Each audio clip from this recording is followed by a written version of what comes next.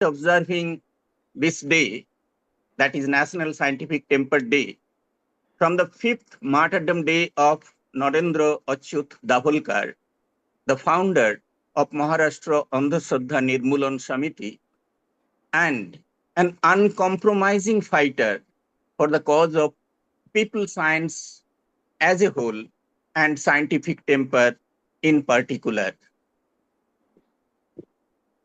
Though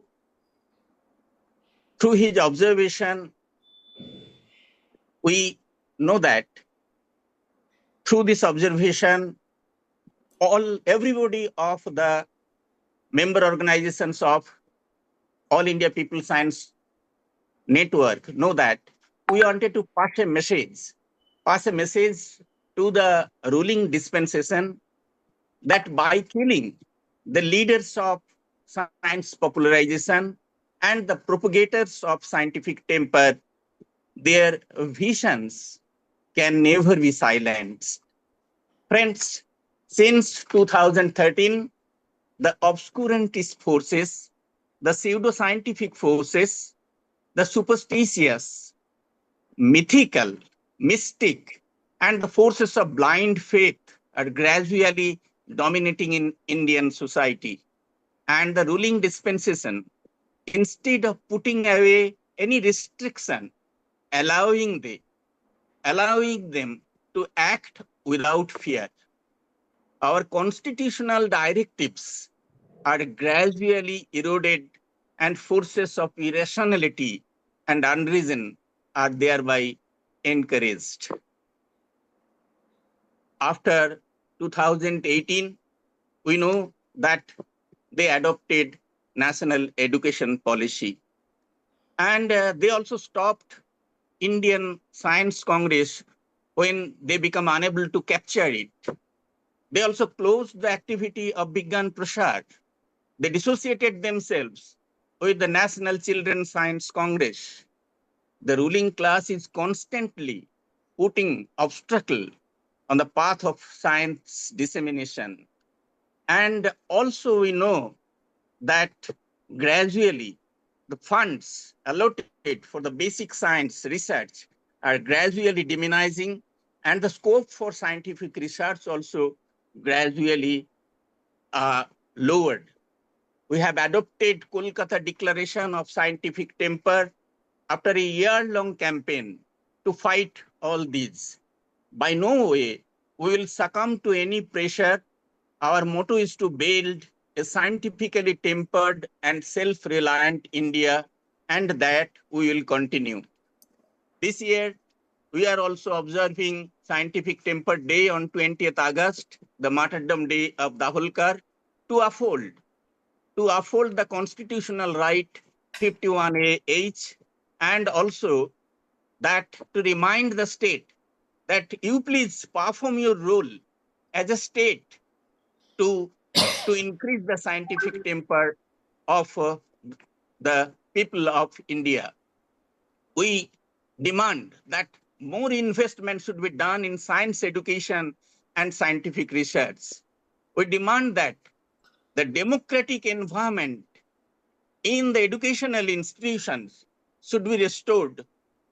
And we also demand that please resist the spread of pseudoscience, the spread of blind faith, the spread of superstition. And we also demand enactment of India-wide anti-superstition bill, which was being done by Davolkar for Maharashtra only. So with these few words, I am handing over the microphone to Priya Hasan, who is Associate Professor of the Maulana Abul Kalam Azad National University. She is actually chairing this particular session, and she is also currently elected as the member of the Scientific Temper Desk of All India People Science Network. Priya Hasan, please. Thank you, sir. Thank you very much, Arunarab, sir. And hello, I'm Dr. Priya Hasan. I teach physics and astronomy at the Maulana Azad University. And it gives me great pleasure to introduce both our speakers today. We are celebrating National Scientific Temper Day, and that's what makes it very interesting. So our first speaker is Amardev Sharma, and Amardev Sharma is actually a qualified engineer for electrical and telecommunications engineer, trained actually at IIT Delhi, after which he actually moved on to, I mean, he was born in Germany, and then he went back to Germany, and at present he is, I am sorry, but I will not be able to pronounce it. He is the chair of the GWUP, and he is also the former chair of the European Council of Skeptical Organizations. But a little bit about his work.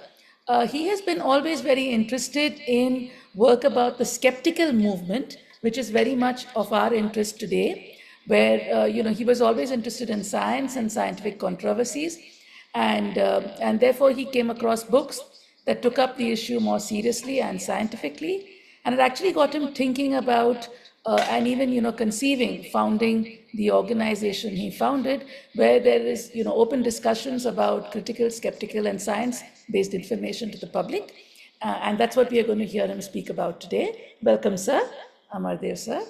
And our second speaker today is Gohar Raza, sir, which many of you all may be familiar with.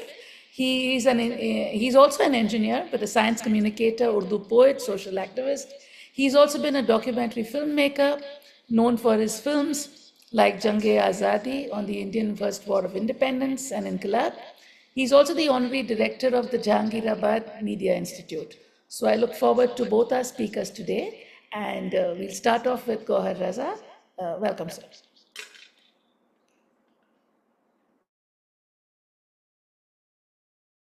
So we don't hear your audio. You need to unmute yourself.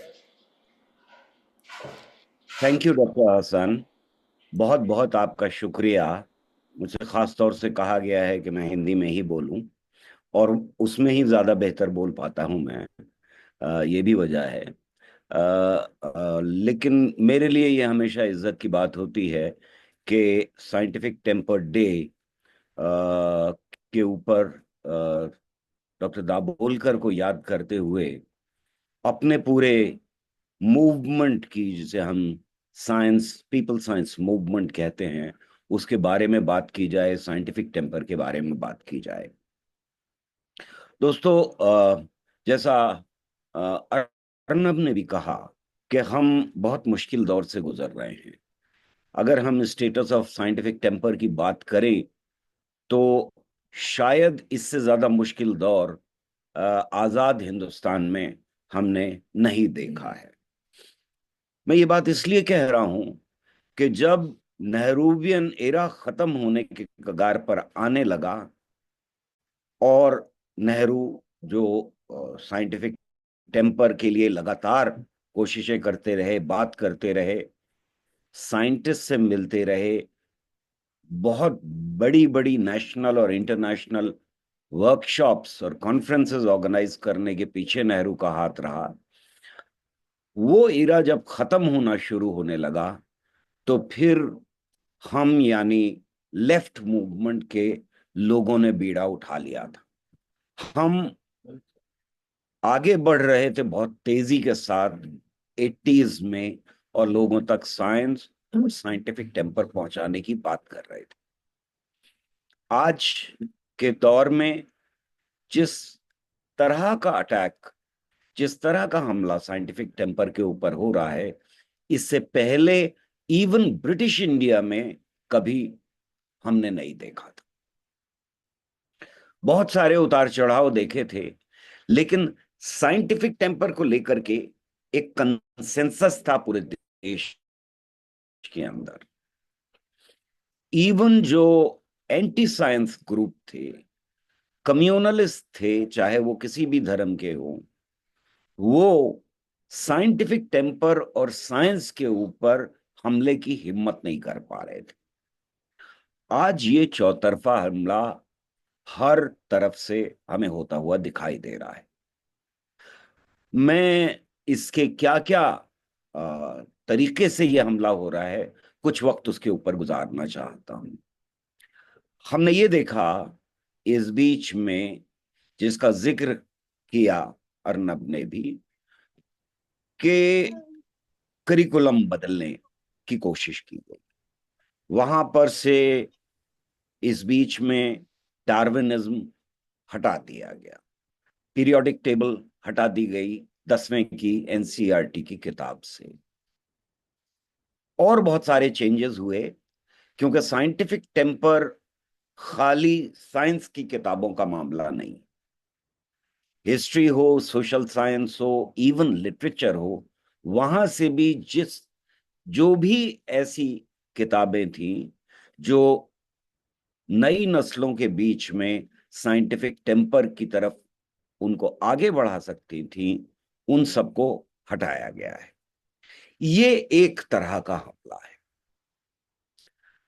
और ये हमला इसलिए घातक है कि दूसरे देशों में इंक्लूडिंग पाकिस्तान और इजराइल, ये दो अलग अलग तरह के देशों को अगर हम ले लें, तो यहाँ के करिकुलम में भी इस तरह के चेंजेस किए गए, और उनके 10, 15, 20 साल बाद भयानक नतीजे हमको दिखाई देने को मिलते हैं।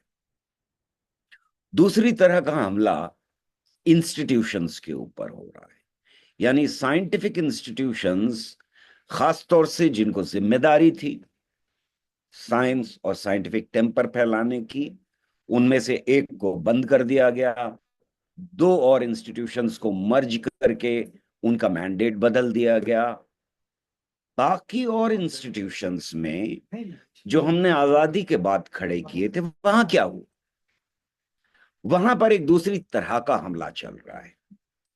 वहां हमको देखने को मिल रहा है कि आईआईटी दिल्ली हो, सीएसआईआर के इंस्टीट्यूशंस हो, यहां तक के डीआरडीओ के इंस्टीट्यूशंस के अंदर घुसाने की कोशिश है पूरी तरह से बाबाओं और सूडो साइंस, यानी साइंस करने का कल्चर बदलने की एक भयानक कोशिश वहां पर की जा रही है, और उसमें काफी कामयाबी हासिल हो रही है। उसकी दो एक एग्जाम्पल्स लेके मैं आगे बढ़ता हूं, इसलिए कि ज्यादा वक्त नहीं लेना चाहता। सिर्फ इतना ही शायद कहना काफी होगा कि एक आईआईटी जो इस दौर में बनाई गई है, वहां का डायरेक्टर ये क्लेम करता है कि वो भूतों से बात कर सकता है। वहां का ये डायरेक्टर ये क्लेम करता है कि अगर गोश्त खाएंगे तो हम अच्छी साइंस नहीं कर सकते। आईआईटी दिल्ली के अंदर 5 गव्य के ऊपर रिसर्च हो रही है, जिसका मतलब आम जबान में यह है कि गाय के मूत और गोबर के ऊपर रिसर्च के लिए फंड्स दिए गए। ये सिर्फ आईआईटी दिल्ली में नहीं दिए गए, ये बहुत सारे इंस्टीट्यूशंस में धीरे धीरे फंड्स दिए गए हैं, और अब department of science and technology अलग से 5 गव्य और उसके ऊपर रिसर्च, गाय के ऊपर रिसर्च कराने की बात। इससे ज्यादा बेइज्जती की क्या बात हो सकती है किसी मुल्क के लिए जहां बड़े बड़े साइंटिस्ट पैदा हुए हों, और आज कोई पलट के कहे कि हमें गाय के मूत के बारे में पता नहीं। हमारे यहाँ फादर ऑफ केमिस्ट्री जिन्हें हम कहते हैं, उनसे लेकर के पिछले 100 साल से की हिस्ट्री है केमिस्ट्री में बहुत बेहतरीन काम करने की। हर चौराहे के ऊपर आपको पेशाब टेस्ट करने की, यूरिन टेस्ट करने की लेबोरेटरीज आज के दौर में मिल जाएंगी। ये लंबे सफर में हमको हासिल हुआ है, लेकिन आज कोई खड़े होकर के कह रहा है कि हमें नहीं पता। इस बीच में बहुत सारे इंस्टीट्यूशंस को संजीवनी बूटी तलाश करने के लिए प्रोजेक्ट्स दिए गए। ये कोई नाइव चीज नहीं है कि आईआईटी खड़गपुर एक ऐसा अनसाइंटिफिक कैलेंडर तैयार करता है जिसको उसे बाद में डिसोन करना पड़ता है। इतना उसके ऊपर हंगामा होता है साइंटिफिक कम्युनिटी की तरफ से कि वो उसको डिसोन कर देते। तो ये सोची समझी साजिश है। दूसरी तरह का हमला जिसकी मैं बात कर रहा हूं, साइंटिफिक इंस्टीट्यूशंस के अंदर वहां का कल्चर बदलने की, ताकि वहां साइंस ना हो पाए और सूडो साइंस को वही दर्जा मिले जो साइंस को दर्जा मिलता है। जिसका एक और भी मतलब है कि जो एक्सपेंडिचर है साइंटिफिक रिसर्च के ऊपर, वो हम घटा रहे हैं, उसका एक हिस्सा हम सूडो साइंस की तरफ ले जा रहे हैं। तीसरी तरह का हमला अगर हम देखें तो बहुत साफ दिखाई देता है हमको, जो पॉलिटिकल है, जो डायरेक्टली पॉलिटिकल है। प्राइम मिनिस्टर अब से 11 साल पहले, अभी एक हफ्ता भी नहीं हुआ था, कि डॉक्टर्स की मीटिंग के बीच में कहते हैं कि गणेश जी प्लास्टिक सर्जरी का प्रूफ है इस देश में। प्राइम मिनिस्टर की जब स्पीच तैयार होती है तो वह अकेले नहीं होती, वो स्पीच बहुत रास्तों से गुजरती हुई प्राइम मिनिस्टर तक पहुंचती है। तो इसका मतलब यह है कि वो स्पीच बहुत सोची समझी स्पीच थी। ये कहना बहुत सोची समझी बात थी कि लार्जेस्ट डेमोक्रेसी का प्राइम मिनिस्टर इस तरह की बात करे। नेहरू के जमाने में जब नेहरू साइंटिफिक टेम्पर की बात कर रहे थे तो सारा एडमिनिस्ट्रेशन ये जानता था कि इस देश की नींव और इस देश का भविष्य साइंटिफिक टेम्पर के ऊपर रखने की जरूरत है। मोदी सबको ये सिग्नल दे रहे थे एक महीने के अंदर ही कि अब एविडेंस बेस्ड साइंस की जरूरत नहीं, अब इसकी जरूरत है ही नहीं कि कोई प्रूफ चाहिए। अब आप इस तरह की चीजों को साइंटिफिक चीजें कह सकते हैं। उसका नतीजा क्या हुआ? एक मिनिस्टर ने कहा कि हमारे पूर्वज जंगलों में जाते थे, हमने बंदर को बदलते नहीं देखा, इसलिए पढ़ाया नहीं जाना चाहिए डार्विनिज्म। उस मिनिस्टर को तो बदल दिया गया, लेकिन डार्विनिज्म भी हटा दिया गया। इन दोनों में रिश्ता देखिए, एक स्टेटमेंट आता है जो बहुत अनसाइंटिफिक है, उसके बाद एक झड़ी लग जाती है अनसाइंटिफिक स्टेटमेंट की। कहीं नाले की गैस से चाय बन रही होती है, तो कहीं प्राइम मिनिस्टर कह रहे होते हैं कि ग्लोबल वार्मिंग नहीं हो रही है, बल्कि सर्दी और गर्मी लगने लगती है ज्यादा बुढ़ापे में, इसलिए लोग कहने लगते हैं, वगैरह वगैरह। ये एक सोची समझी साजिश के तहत हो रहा है। और तब एक चीफ मिनिस्टर कहता है कि हमारे यहां तो सब कुछ था, सिर्फ प्लास्टिक सर्जरी क्यों? हमारे यहाँ तो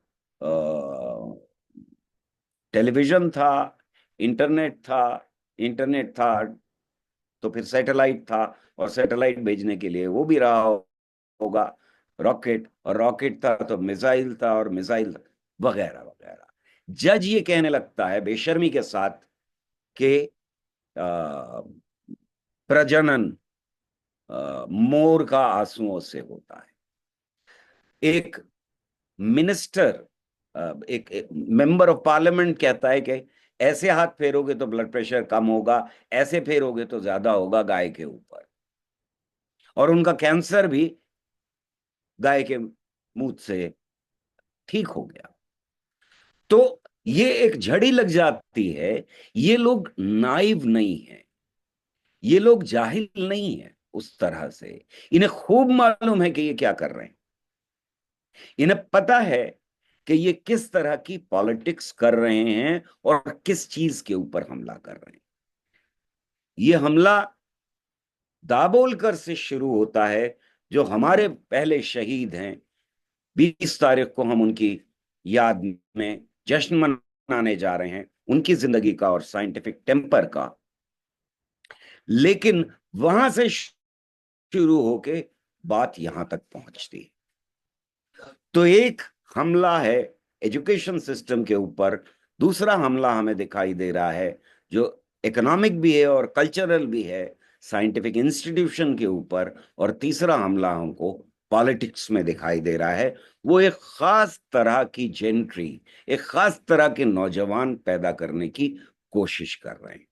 और आज मैं उस हमले की भी बात करना चाहता हूं जिस पर साइंस मूवमेंट की, पीपल्स साइंस मूवमेंट की बहुत कम नजर गई है। हमने बहुत बड़े बड़े काम किए हैं, इस देश के अंदर, और पीपल्स साइंस मूवमेंट को उन सारी चीजों के ऊपर फख्र होना चाहिए। लेकिन हमसे एक भूल भी हुई है, और वो बहुत बड़ी भूल है। जब हम जन विज्ञान जत्था की तैयारी कर रहे थे, जब हम उसके बाद लिटरेसी मूवमेंट खड़ा कर रहे थे, यही वक्त था जब इस देश के अंदर बाबाओं का उदय हो रहा था। बाबाओं ने अपनी जड़ें मजबूत करना शुरू की, और ये वो बाबा थे जो 20वीं सदी के आखिर में पैदा हो रहे थे और 21वीं सदी के बाबा बन रहे थे। ये मॉडर्न बाबा थे जो धर्म के, मजहब के नाम के ऊपर लैंड ग्रैबर्स थे, कातिल थे, बलात्कारी थे, और इनका असर धीरे धीरे धीरे धीरे बढ़ रहा था। ये करप्शन के सेंटर्स थे जो इस देश में धीरे धीरे क्रिएट हुए। और मैं यहां ये बताना चाहता हूं कि ये सिर्फ यहां नहीं हो रहा था हमारे देश में, ये पाकिस्तान में भी बाबा पैदा हो रहे थे, वहां मुसलमान बाबा थे ज्यादातर। चाइना में भी इसकी एग्जाम्पल्स हमको आफ्टर कल्चरल रेवोल्यूशन मिलती हैं। लेकिन वहां पर पॉलिसी मेकर्स ने ये रियलाइज किया कि कितना खतरनाक हो सकता है देश के लिए, और उसके ऊपर रोक लगा दी। लॉ पास किया गया टर्न ऑफ द सेंचुरी में कि कोई ऐसी चीज जो साइंटिफिक कम्युनिटी जिसको रेटिफाई ना कर दे, जिसको सही ना कहे, वो अवाम के बीच में फैलाई नहीं जा सकती। बहरहाल हमारे यहां हमसे चूक हुई कि हम ये जो फिनोमेना है इसको किस तरह से इसका सामना करें। एक के बाद एक बाबाओं की ताकत बढ़ती चली जाती। ये जगह क्या है? ये बिल्कुल फैक्ट्रीज की तरह से काम करते हुए आश्रम है, और इनका प्रोडक्ट है एंटी साइंस सुपरस्टिशन फैलाने का। ये नए प्रोडक्ट्स तैयार कर रहे हैं, ये नए सुपरस्टिशंस तैयार कर रहे हैं, जो बहुत सारे उसमें से हंसी के लायक हैं। कोई कह रहा है कि तुम कोको कोला की बोतल रखोगे अपने फ्रिज के अंदर तो सब कुछ ठीक हो जाएगा, तुमने नहीं रखी है। कोई कह रहा है कि खीर चाटो, उससे सब कुछ ठीक हो जाएगा। कोई कह रहा है रुमाल खरीदो और बाकी रुमाल बांट दो सिवाय एक के, वगैरह। और ये जब धीरे धीरे बढ़ रहा है तो एक और रास्ता अपना रहे हैं बाबा रामदेव, कि वो ट्रेडिशन के नाम के ऊपर, ट्रेडिशनल मेडिसिन के नाम के ऊपर एक नई फैक्ट्री खड़ी कर रहे हैं। ये जो सुपरस्टिशन और एंटी साइंस प्रोडक्ट्स की फैक्ट्रीज हैं, इनको हम, इनकी ताकत को हम पूरी तरह नहीं समझ पाए, और हम इनके खिलाफ पूरी तरह से जंग में नहीं उतर पाए। मेरा यह मानना है कि इनकी ताकत इतनी बढ़ गई, और जो एविडेंस बता रहा है हमारे सामने है, कि इनके और पॉलिटिकल लीडरशिप के, आरएसएस और बीजेपी की पॉलिटिकल लीडरशिप के बीच में एक अनहोली नेक्सस मौजूद है। इनके साथ कांग्रेस ने कॉम्प्रोमाइज जरूर किया था, लेकिन ये अनहोली नेक्सस कंप्लीट हो जाता है 2014, और 2014 में सिर्फ इसमें पॉलिटिकल लीडरशिप और बाबा ही नहीं शामिल है, बल्कि हमारा क्रोनी कैपिटल भी शामिल है, उनका सैंक्शन भी शामिल है। राजीव गांधी की गवर्नमेंट के दौरान अक्सर ये आर्गुमेंट दिया गया था कि नई टेक्नोलॉजी अपने साथ नया कल्चर लेकर के आएगी, जो कल्चर प्रोग्रेसिव हो। इसका बिल्कुल उल्टा हो। इन बाबाओं ने लेटेस्ट टेक्नोलॉजी और मॉडर्न मैनेजमेंट टेक्निक्स का इस्तेमाल करके ये प्रोडक्ट्स लोगों तक ही नहीं पहुंचाए, बल्कि पूरे पॉलिटिकल सिस्टम को और इकोनॉमिक सिस्टम को इन्फ्लुएंस करना शुरू कर दिया। हमें मालूम है कि एक इकोनॉमिस्ट एक बाबा से कंसल्ट करके इस देश की इकोनॉमी को चलाने की कोशिश कर रहे हैं। ये जो लड़ाई थी, इसमें एक के बाद एक नया फ्रंट खोलते चले गए रिएक्शनरी फोर्सेस हमारे मुल्क के। कुछ के बारे में हमें पता था और कुछ के बारे में हम पूरी तरह से एनालाइज नहीं कर पाए। हमें जो धर्म का, मजहब का नया रूप और नया इस्तेमाल था, उसके ऊपर गहरी नजर डालनी चाहिए।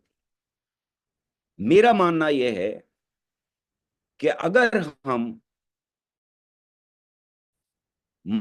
मजहब, धर्म और साइंस के तरीकों में फर्क को पहचानने की कोशिश करें और वो जनता तक अम्बली ले जाएं, तो जनता सुनने को तैयार है। हम अक्सर ये गलती करते हैं कि हम बहुत अम्बल नहीं होते जब हम क्रिटिसाइज कर रहे होते हैं मजहब को। हमें शार्पली अपनी बात रखनी चाहिए, उसमें कोई परेशानी नहीं।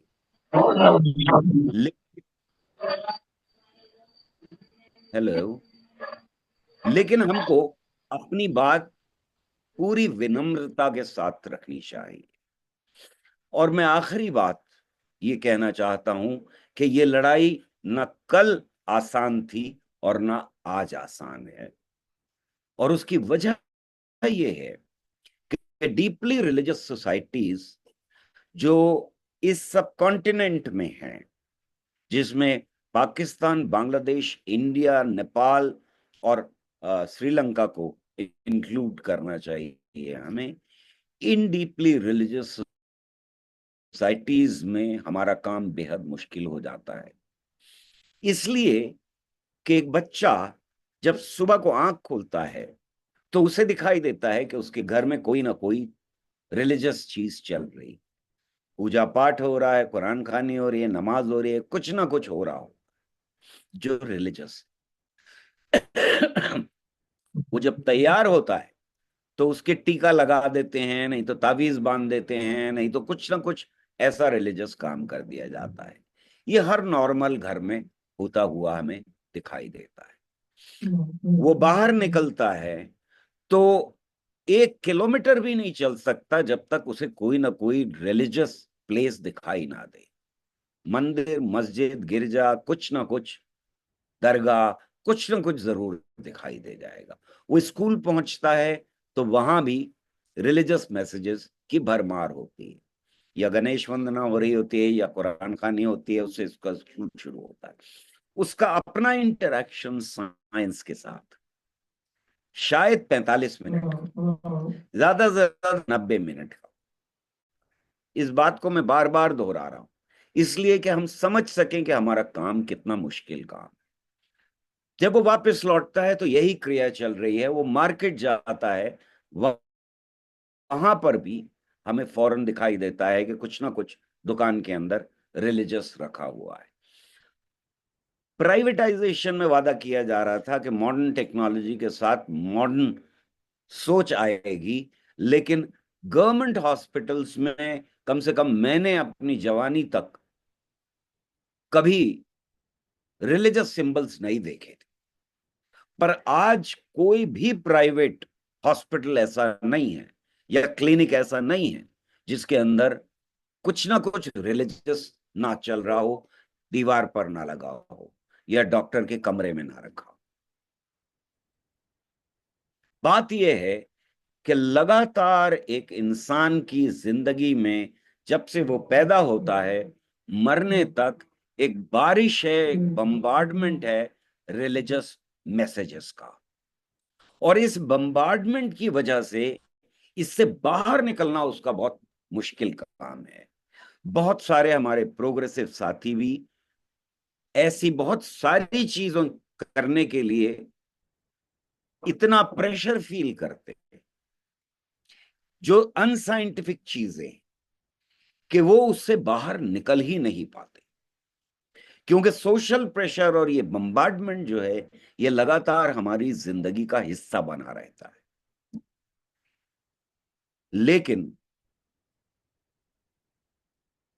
हम जैसे लोग जो रैशनलिस्ट हैं, जो साइंटिफिक टेम्पर की बात करते हैं, जो साइंस में यकीन करते हैं, जो एविडेंस बेस्ड कंक्लूजन्स में यकीन करते हैं, उनके लिए ये काम उतना ही जरूरी भी हो जाता है। मुझे हमेशा ही फख्र होता है कि मैं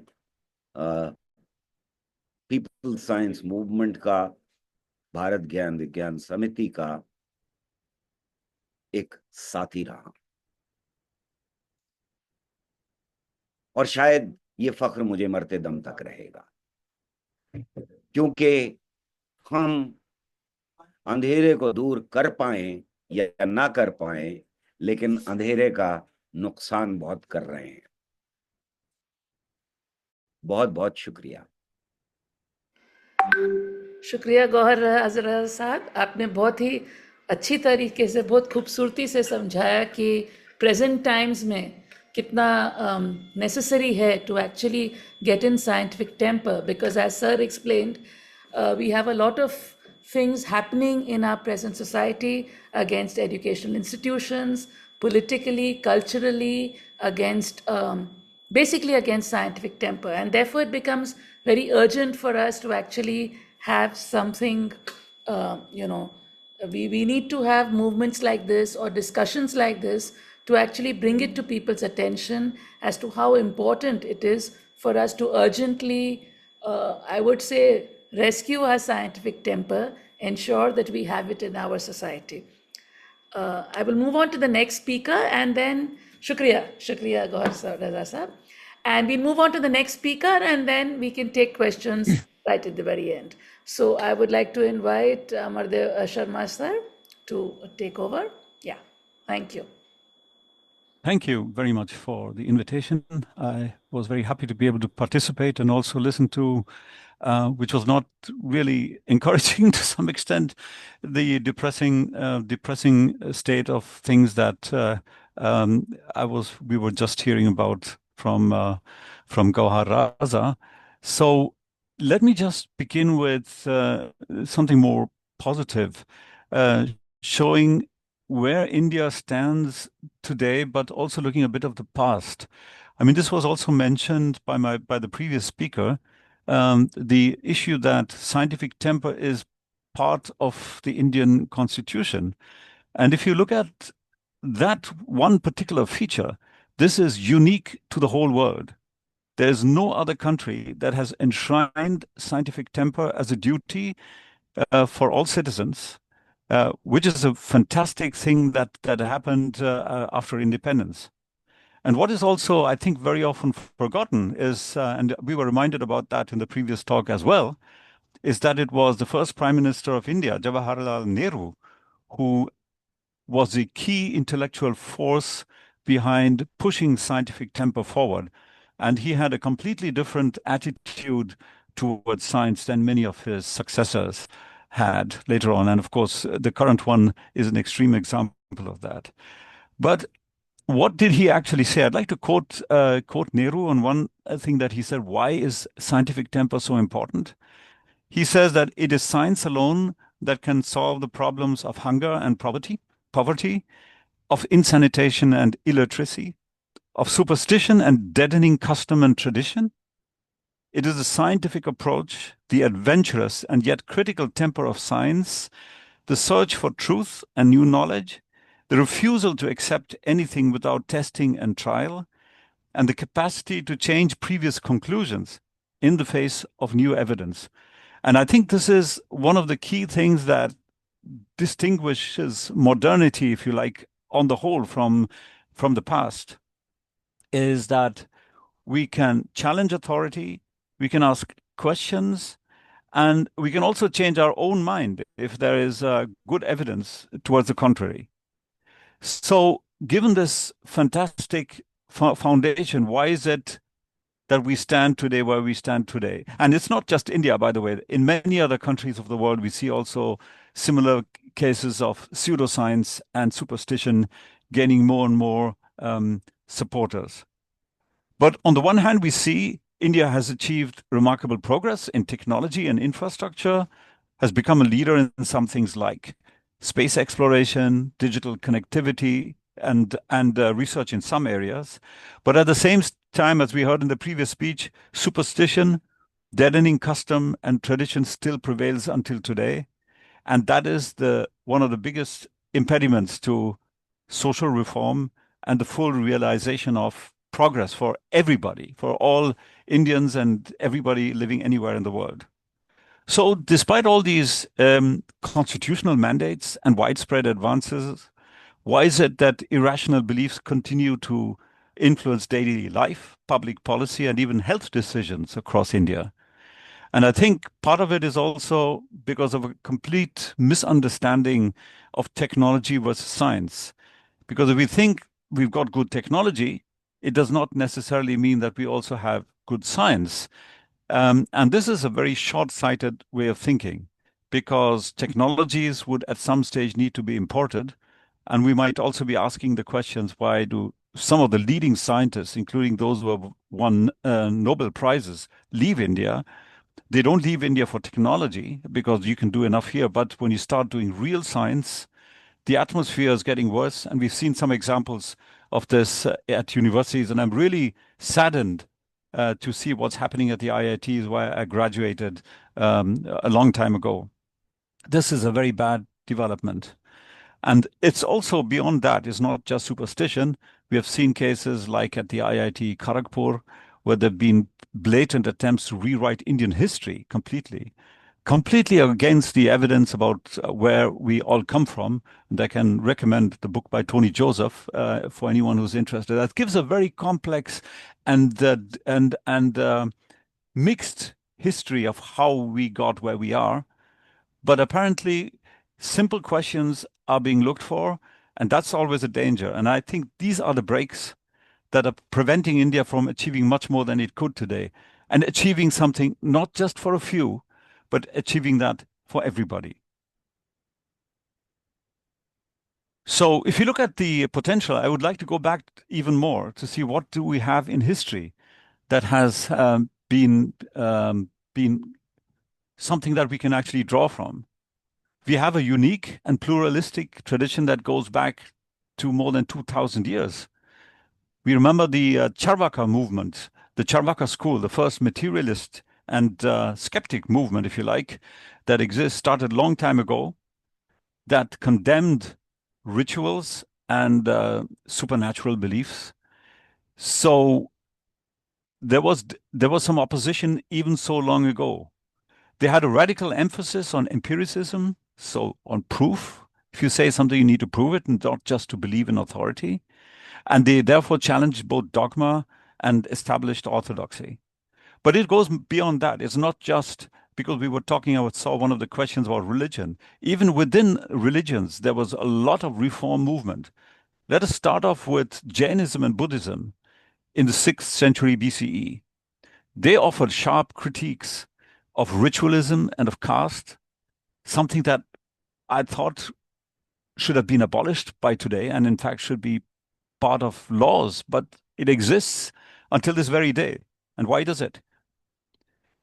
Very many centuries later, we have also had Sikhism that tried to synthesize different spiritual traditions and promote and rejected superstition and also the caste system, and also with a much stronger emphasis on truth and not just on dogma. Then we also had within the Hinduism reformers like Raja Ram Mohan Roy, who further built upon these traditions coming from the past, but also added to them Enlightenment ideals from Europe, and fought, amongst other things, for the abolishment of sati. He advocated women's education and called for a new interpretation of Hinduism. So there have been a lot of movements, first of all, within materialists and skeptics on the one hand, but also within the religions itself towards reform. And it's a huge pity that today these movements have been stifled, so that we only have the most dogmatic form of the religious way of thinking today being promoted also by governments. I'd like to go to this last century. We also had fantastic personalities like Periyar, E.V. Ramaswamy Periyar, known mainly as Periyar, who started the self-respect movement in South India, who advocated atheism, rationalism, and criticized Hindu orthodoxy, and especially targeting Brahminical dominance, caste, and patriarchy. He was one of the early champions of social reform in the early 20th century. And I'd like to give one of his quotes as well. He says, "Wisdom lies in thinking. The spearhead of thinking is rationalism." So that is something that we have. We have it as a cultural heritage from the past, and that is something that we can build upon. And after that, many rationalist and organizations emerged. I was very happy and was privileged to be able to start a skeptics movement in Germany and also in Europe. But there have been these rationalist traditions long before in India. They emerged as a kind of continuation of the kind of thought that Charvakas had a long time ago. And you can see them as a kind of continuation of that sort of thought. And we've also talked about Narendra Dabolkar already, who managed to make the very first anti-superstition law within India, something that I agree completely needs to be done for all of India. But let me also quote another rationalist who I came across while I was still a child and while I was still in India, because at the time I was scared by many of these astrological predictions. I was told in a newspaper, I think it was the Hindu at that time, it said that an astrologer had predicted that the world is going to end in 1991. And that, as a child, I already calculated, well, I'm going to be so many years old and then the world is going to end. But then I also saw that there was a rationalist who opposed this view, and his name was Abraham Kavur, the Indian Sri Lankan rationalist who had done a lot to promote scientific temper, critical thinking, and also as an advocate against superstition. Let me quote him as well. "He who does not allow his miracles to be investigated is a crook. He who does not have the courage to investigate a miracle is gullible. And he who is prepared to believe without verification is a fool." And I must say, listening to the previous talk, I'm so saddened to hear that people in the leadership of our government in India have also stopped their critical thinking and follow gurus and others who claim all kinds of fantastic things without proof. I'd also like to point out once again the number of great scientists who came from India, like C.V. Raman, Amartya Sen, Subramaniam Chandrasekhar. So we have this heritage here in India. So why don't we make something out of it? We have such an extraordinary foundation, combining ancient skepticism, reformist religions, Enlightenment ideas, and constitutional mandates, which is unique in the whole world. Why is it that still until this day we have superstition, backward thinking, and the reinvention of a magical golden age that never existed that way, despite of the many wonderful things that was done in India before? Why do they have sway over the emotions? And I understand this is a huge effort ahead of all of us. And I'm so happy to see that there is an institution that is promoting scientific temper and scientific thinking like the one that has done the organization today. Now, while we are talking about the positive side, and we've seen many of the dark sides in the previous talk, I would like to mention many others that are still going on and which should not happen in a society of today, which should not happen in India of today. We've had witch hunting and associated killings. In 2022 alone, nearly 85 individuals were murdered with witchcraft-related incidents, according to the National Crimes Report Bureau's Crime in India report, so the NCBR. And these killings are often rooted in superstitious thinking, something that still exists today, which shouldn't happen. And they target predominantly women and are commonly driven by motives such as land grabbing and personal vendettas. And there's also harmful rituals and black magic abuse, where many cases have been reported, where again, especially women and people of the so-called lower castes are targeted. They're forced to go through really dehumanizing ordeals. And that's something that is incredible to see that happening today as well. So according to the NCRB, in 2020, 88 deaths occurred due to witchcraft. 11 people died as a result of human sacrifice rituals. So this is the dark side, and it is something that we really have to do something about. But then we also have the fraudulent practices of sexual abuse by the godmen. There was a lot spoken about that by the previous speakers. I'm not going to say too much about that. But it is always accompanied with the claim that they have magical powers, that they're able to do things that nobody else can. And I think this is another very important area where rationalists, skeptics, and just people who are interested in people should expose these godmen, like many have done, like Abraham Kavur did, like later Basava Premanand did, and today the rationalists like Narendra Nayak and many others do, going to the colleges and going to the villages and explaining how these miracles are done so that they are not fooled anymore by these godmen. So we have a situation where we are trying to convince the common people that these godmen don't have the power. And at the same time, it's incredible to see that leaders in government are falling for this. Now, I'm not even sure, based on what I heard before, whether it is because they're really falling for this or because it just suits their power grab. And I think one of the things that we should note by this is that with all technological advances, these are all in the end based on science. It's very short-sighted thinking to say that if you're going to have a good technology, that's all we need. We're going to lose the future if you don't have science in addition to technology, and if you don't, in particular, have scientific temper, critical inquiry, the ability to challenge and to ask questions, and to even ask questions of people in authority, to even ask questions of our professors. We are all subject to error, and we should also be prepared to correct ourselves when there is evidence to the contrary. So there's thankfully some legislative response, like bills to reduce the worst exploitation through superstitious practices. But I think on the whole, India continues to grapple with this very complex challenge of how to reconcile these deeply rooted superstitions on the one hand with modern law and human rights, something that skeptics, humanists, and rationalists have been asking for all the time. It's about women, it's about children, and about rural communities who are disproportionately affected by these kind of practices.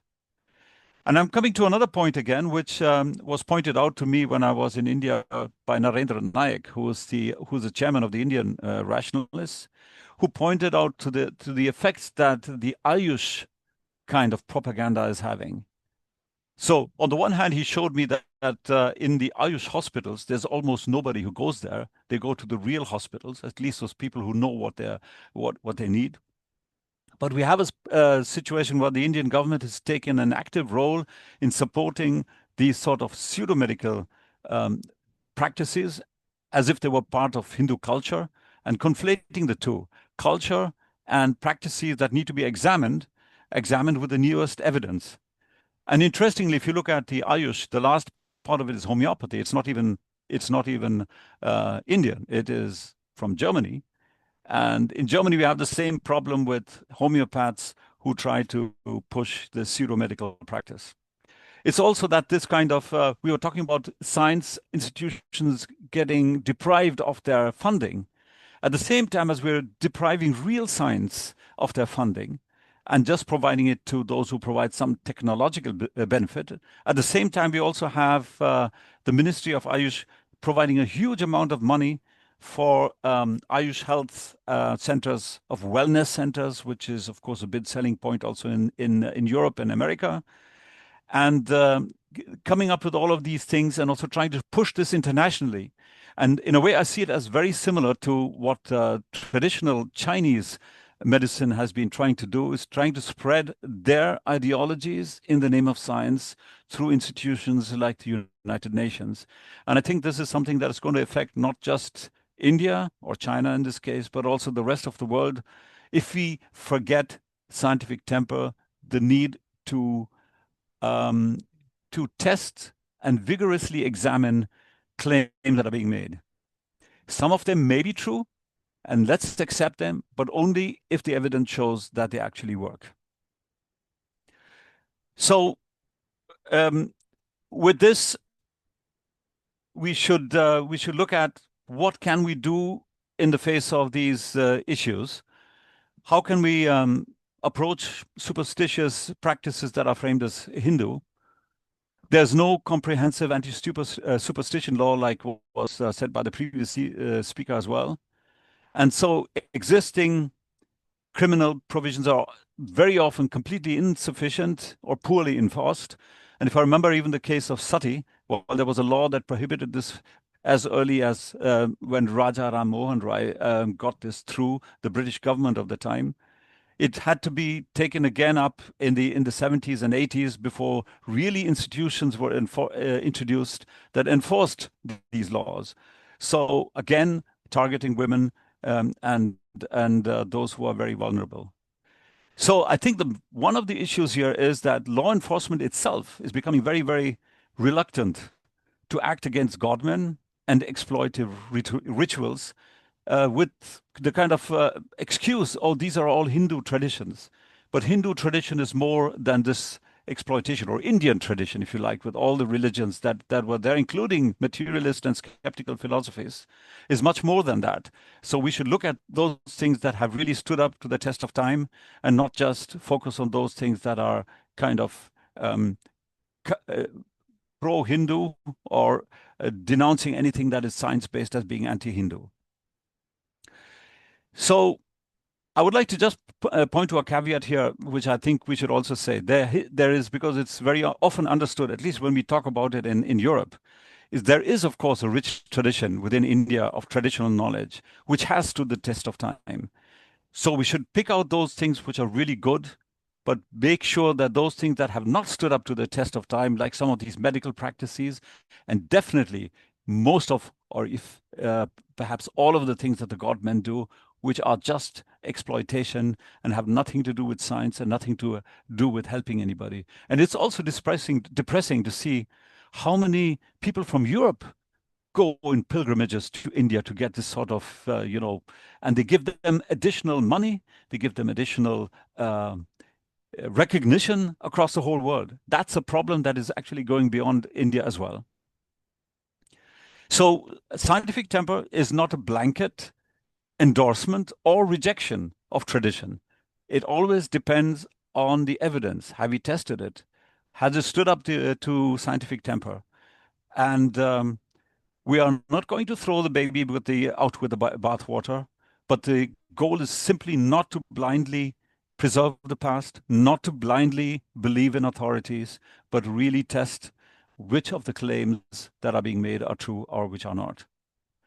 This sort of a scientific temper, I think, is the base to protect society from superstition and harmful dogma. It's not being for or one or the other things, but it's to test whether it is true or it's not. And these are things that are provided by scientific temper exactly in the sense that Nehru said when he was promoting scientific temper himself. Scientific temper is key here. So I think it's really crucial, and I'm really happy that organizations like the one that invited me is working here, because it's very important to do grassroots works on the one hand, but it's also just as important to make sure that pressure is put up on the government to stop this sort of exploitation of people's gullibility, if you like, and willingness to believe. And to some extent, it's also important to just stand up and say no when things are not going correctly. And I hope that people in institutions also like the one that I visited, like in the IIT Delhi, they don't just buckle down, but that there are people there who stand up and say, no, you can't do it this way. This is wrong. please stand up and talk against it. So I think with this, I'd like to conclude saying that what we have here is the need to build a future built upon inquiry, scientific temper, and reason that links us all. And in fact, it links us all beyond just cultures within a country. It links us all across the whole world and provides the tools that we need to prosperity and also to freedom. So thank you, the organizers, very much for giving me the time here to speak. And I'll be happy to take any questions on this, especially from the point of view of skeptical work, of challenging superstitious beliefs and godmen and things like that. Thank you. Thank you, sir. Thank you for such a lovely talk about and actually opening it up to it being a global perspective while we are talking about India. But definitely this applies to the whole world because we do see it all over the world. It's not that developed countries have a better scientific temper or a higher level of it. We do see it, missing in many cases. So definitely, yeah, that's a good thing. But I'd move on for our questions. And I can read them from the chat, but is there somebody who would like to unmute and ask themselves? Then maybe we can let them in first. Is there somebody who would like to unmute and give their questions? Or I can read from the chat window.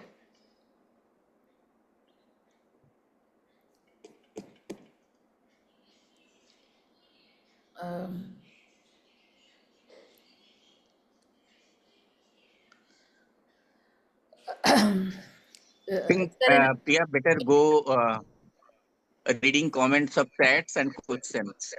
Okay. So there's a comment from Dinesh Abrol, which I very much agree with, where he says that Godmen are not about Ayurveda or Unani.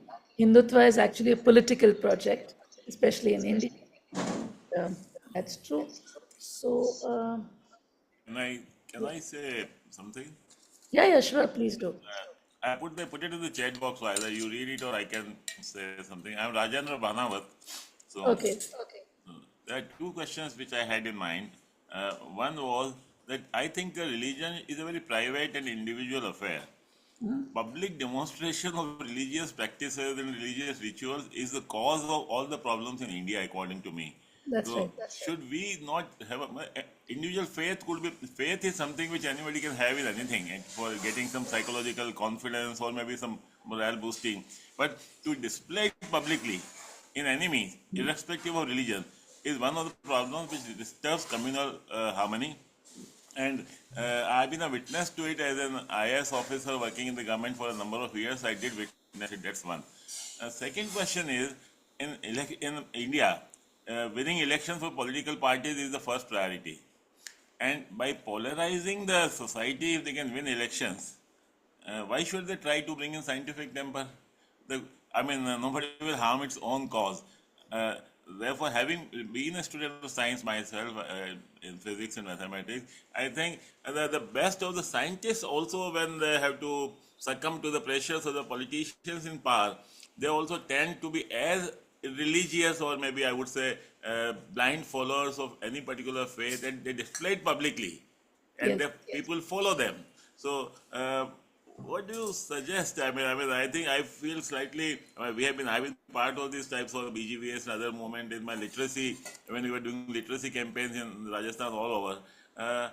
So any one of the speakers would like to say something about it, I'll be enlightened. But the problem is really very, very serious, I think, and therefore one needs to look at it. I would just like to add a connected question also, where somebody is asked, are you proposing to remove right to religion from India? That's what. I mean, it's interesting to say, maybe I can answer that one first, because it's interesting to see that the same kind of questions are being asked in many other countries as well. Like in Germany, I know the same, maybe not as intensely as there, but there are the display of the cross, for example, in some states is allowed. And so personally, I think I completely agree with religion should be something that's private. It becomes a problem when it starts imposing itself on others, or even worse, on science. And to some extent, there has been some kind of even though the churches, for example, in Germany and in the rest of Europe and in the US and other places, do have a bad influence on many things, they have kind of agreed to some basic scientific things like evolution. And what surprises me most is that this is being attacked in India and being removed from the curriculum, because, in fact, if you look at it just from the scriptures, it's much more a thing of the Abrahamic religions that say that evolution is not true, and there were big movements in that direction in Christianity, and especially, but also in Islam. But to see this happening in India is completely befuddles me. Why is it happening there? So I think the important thing here is keep religion private. I think it's perfectly okay. So it's not about forbidding religion at all, but it becomes a problem then when when it starts to influence others, when we have to accept what the others are saying and not free to not accept it, and when it starts influencing the curriculum, because we have science for that. Religion, we know that the scriptures do not have any kind of relevance for what the scientific community is working on today. So getting them, especially out of science, is very important. And I was very completely befuddled to see that in places like the Indian Institute of Science, before starting something, there are religious ceremonies being made. And I know people from friends of mine who went with me to school in Bangalore at the time, that they refuse to go there. I think we need more people like that with the courage to stand up and say, if you're going to do that, I'm out. Yeah, that's true. I think Gohar Raza sir also had something to say. Would you like to? He appeared for some time. Gohar Raza? He's not there. Okay. Yeah, I fully agree with that. But I would think removing to religion from India would be a very difficult process if it has to be done through the law. I think if people can passively, do it by, I think that would be a simpler way. But I fully agree with you, because being in the scientific community, in almost all conferences which happen in India on science, you always have some religious thing in the beginning. It's a very rare case where you don't have it, and that's something which is a problem. The next question. Yes, I think also, if I can just answer this one, I think, Yeah. of course, everybody has a right to believe whatever they want, right? So they have their own beliefs, whether it's a religion or any other philosophy. I think the problem is imposing it on others or on science. Yeah. There's another question by AI Khan, where he says literacy movement and science movement have been mainly managed by progressive and left elements in the country. Then how it became possible for anti-science forces to expand their influences so rapidly? What do you think? How has that happened? Right. I think historically it's correct, but I think, and this is something that we see in Europe and in the rest of the world, I think as well, is that we should not frame this as a left versus right issue, because I know a number of people who would call themselves more right wing, but they're also pretty much pro science. And I know people who are left wing who don't believe in science at all. So I think we should move this debate away from that and say science is something that is for everybody. It's for everybody, not only all cultures, all countries. Anybody can do science. Anybody can question anybody else, wherever they come from, what their background is, if they have good arguments and if they have evidence. So I think that's the basic way to think about it, and remove it to say, oh, this is a leftist thing, so we have to be against it. So it's a thing for everybody. Yeah. I just want to let you know that Gohar Rasa sir has mentioned that he had to leave because he has to attend another meeting. So in short, I think all the questions will be addressed to you because he's left. So we have another question by Sudhapada Basu, where he says, how do you think we should improve our motto? How would you popularize scientific temper? That's a very hard question. In fact, I myself have created a non-profit company in in Germany, with which you can look up, scientifictemper.org, where with both English and German, where we're also looking at how can we. I'm trying to draw from both from the European and from the Indian subcontinent culture together to see what have we achieved, and to bring the positive sides of it. So one of the things we're doing is to support education, where people are really looking at science-based education. And one of the projects we've done is a school in Uganda that is devoted to critical thinking and science.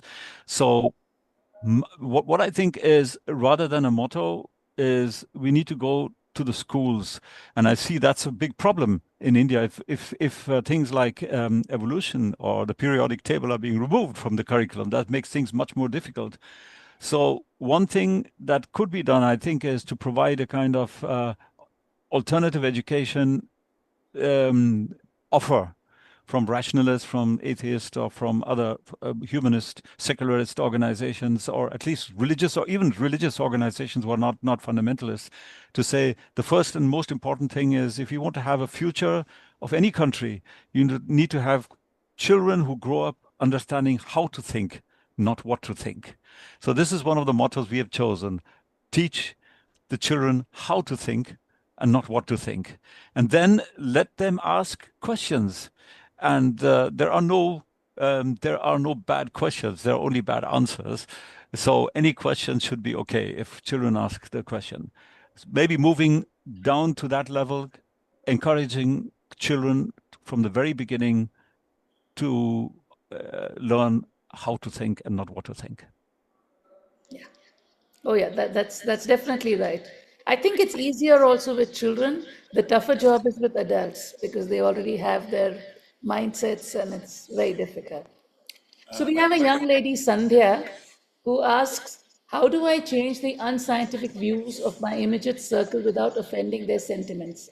I'm only a college student, but it has become incredibly suffocating to live in a circle that refuses to follow common sense, that forces me to follow it too.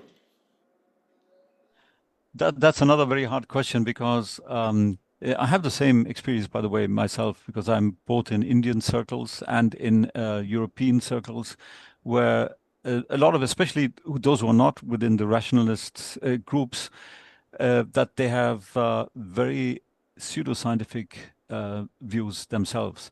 So I think what we can only do is to make sure that we appreciate them as people, we understand where they're coming from, and don't offend what they're thinking, but maybe ask questions as to, why do you think this is true? Do you have any evidence for that? If you can show me evidence, I'll believe it, and try to get them to think themselves rather than opposing them in a frontal way, just saying you're wrong.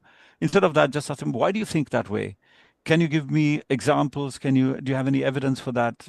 And then maybe come up with, well, I know that this has been tested here and it doesn't seem to be correct. So approach it softly and try not to offend the people. I know this is an issue because we have that in all our friends and family even, that we have to argue the case for rationality and for science. Mm-hmm. Yeah. There's a similar question by Nikita Singh, who says she's a research scholar working in UP.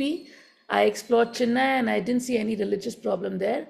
And here even teachers provoke students and try to impose their religious activities on them. So yes, it does. Yeah. I don't know whether we can get some a Periyar in other states in India like we had in Tamil Nadu, but I think this was a kind of really it was a kind of gift to us to have somebody like Periyar, who started the self-respect movement. So I understand that this is different. There's probably an explanation, because that's much more deeply rooted in Tamil Nadu than in many other states, because this culture of even of atheism is more respected there, and it's not a problem if you're an atheist in Tamil Nadu in most circles, whereas it is, I think, in many other states in India. So all I can say is that, yes, I understand that this is an issue. I think the only way to do it is to find Periyars in UP, in the Punjab, and everywhere else. No, and then it's a difficult task also, right? Because it's I would say it's a pure act of bravery, because you are, you could be facing things like isolation and various other issues because of like that. Priyaji, can I, Priyaji, Yeah. can I, Yes, please do. if there's anybody else, he can ask. Otherwise, I have some very point which is coming in my mind. I think since Mr. Sarma is here, so I thought I'll just put this simple question. Sarma, you talked about Periyar teachings being given in other parts of the country, but the problem is that all the textbooks in India are being rewritten, making questions almost impossible to be asked by the children. They are being told what to read, what to think, what to eat, what not to eat. And therefore, in a climate like this, uh, our job becomes much more difficult now. And what you said, the only thing we can do is to probably not become part of this. That's the only thing we can do, and maybe probably propagate in a limited matter. But we are probably going in the reverse direction. Sometimes it appears scientifically we are progressing, but mentally and our thinking wise, sometimes it appears to me that we are slightly being regressive. I mean, I don't know how often do you visit India? I don't know, but you must be Yeah, I going. do.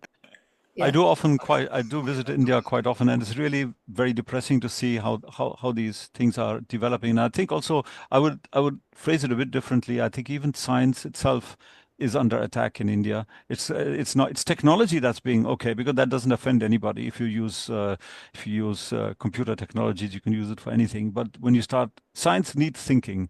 Without thinking, you can't do science. And that's going to be the one thing we can do, is to point out it's going to be a long-term problem for India if you stop losing people who ask questions. And if so, this otherwise at some stage it'll be just dependent on everybody else to come with the scientific results and somehow adapt it with the technology in India. So that's something that can be worked on. And I realize it's a huge problem with the science textbooks being changed. So I think promoting the idea of teaching people, and especially children, how to think and not what to think, to ask questions. This is really central. I don't know how to move this ahead. I know it's a huge problem now, but so anything that you do in this direction, you have my full support. And I know also there's a big problem of you're getting support even if from people who are kind of overseas citizens like me, is that the moment we start supporting anything, it's seen as foreign influence, and that's of course evil and bad and shouldn't be done. So I think also from my point of view, it's very important that the resistance and the people standing up for truth comes from India itself, and we just kind of clap from the outside and say that's good things that you're doing, but try to avoid the impression that we're trying to interfere in anything, because I know especially the new government is very, very, very, very sensitive about that. So Yes. For example, in the university, if we are calling somebody from abroad, we actually kind of need a clearance to be getting the person. And since I'm in the teaching fraternity, I also wanted to add that a very big problem is a cultural problem, which we have in our culture, that you do not question elders. We have to literally urge students, please ask me questions. Please, tell me that you disagree with what I am saying, because culturally the children are taught from the beginning not to question adults, to take it all. Your teacher said something, you just accept it. We literally have to urge them that please question me, please agree to disagree, and argue about things.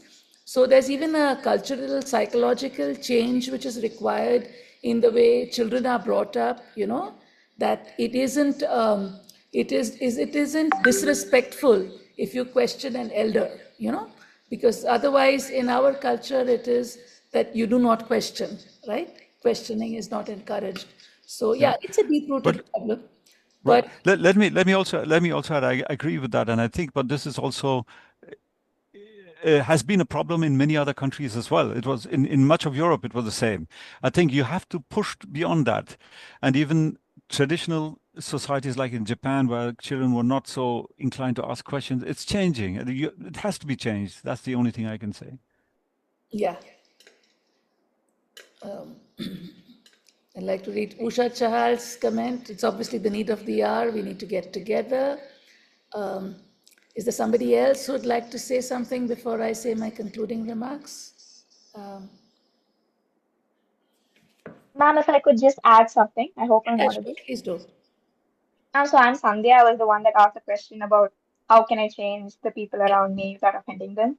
So there was a lot of talk about Periyar and Tamil Nadu. So I'm from Tamil Nadu, and I just wanted to add a point there that in today's time, I think people have forgotten that this is the land of Periyar. In fact, most people I see, they are more, influenced by people like Sadhguru or people like Mata Amritanandamai. So I studied in a college named Amrita University. So it's is a deeply religious university, and I did my BSc there. So it was terrible. So in today's time, please don't assume that Periyar is the one that's influencing people. It is really bad, even in Tamil Nadu. Yeah. I would like to urge participants that on the chat box you've been given some links about there's a link which is about the Scientific Temper Day, as well as there's an appeal which is being done by AIPSN, and you can endorse the appeal. The link is also provided on the chat, so I would request you to kindly copy those links and endorse it, etc. Yeah, so have a look at them. So yes, I would I would like to wrap up by a short, concise this thing. We had two very good speakers with us, Gohar Raza Sahab and Amardev Sharma, who very well spoke to us about the need for scientific temper, which we saw it's not an issue which is only in India. It's a global issue. It is something which is happening all over the world, where people are not, people are actually kind of ignoring the story of scientific temper. I also wanted to add a very perfect example was about how countries handled the pandemic. When it was known that it's a scientific problem, most countries did not handle it in a scientific way. I will not name specific countries, but you all know that most of them, the methodologies they assert to were definitely not scientific. And that was, something which was literally on the face, where we could see that when the whole world faced a situation, because of the fact that the scientific temper doesn't exist, we actually had, the world actually handled the problem very badly. So let's say that in our country specifically, from our leaders, starting from the time of Nehru, the scientific temper was always encouraged. It's obviously required, essential for the progress of the country. And it's also, it's not just about... and it's basically about, cultivating a mindset that values rationality, evidence, curiosity, critical thinking, and openness to new ideas. So specifically in the Indian context, the need for scientific temper is urgent because of what's actually happening in our societies. And on the one hand, we have rapid technological growth. We are, making real major milestones in space technology and various other technologies. And at the same time, we still have people who are superstitious about not eating during eclipses, or, or like Sir mentioned, the various cases of people being killed for witchcraft. And, those are really terrible examples of how we still have so much of superstition and irrational beliefs in the country. So it's very important for India to, if we want to be global leaders, we need to, in today's times where you have technology, space exploration, artificial intelligence, so many things coming up, we need to obviously move ahead, right, towards development, strengthening, because in a way, scientific temper is nothing but democracy, right? We would like to, through scientific temper itself, you are strengthening democracy, social harmony, and thus addressing various national challenges. So I'd wind up with this, and I would request... Let's give the speakers a big hand, because they need let's big give them a hand, big clap for the lovely talks. And I would request the vote of thanks, which will be given by Krishnamurti sir. Yeah.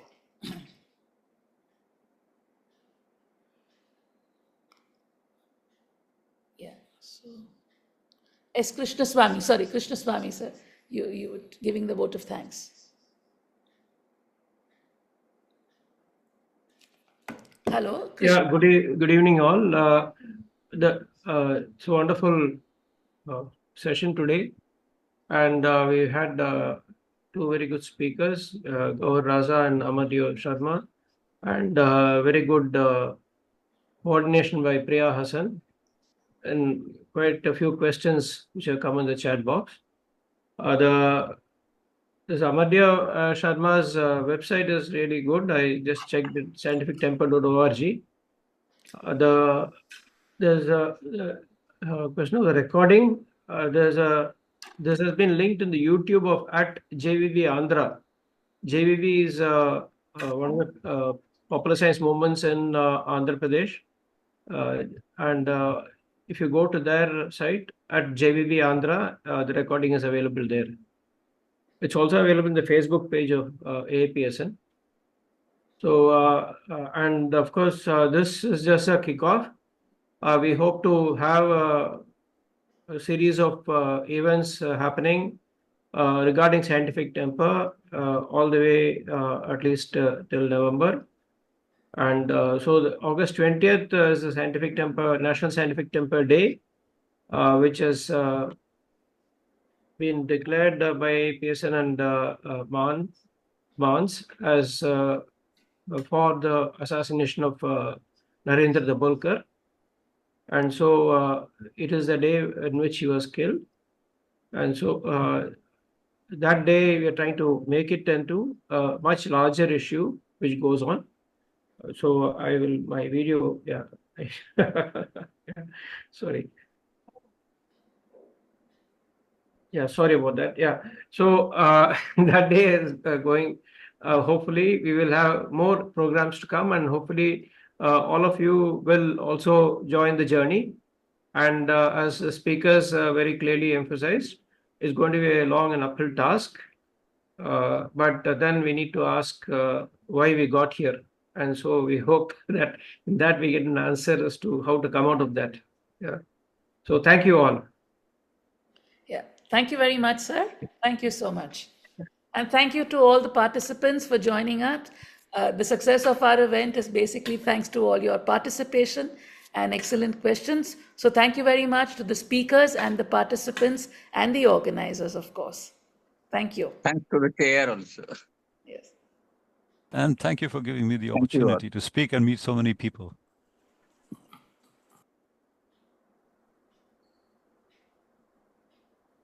Yeah, we can leave it.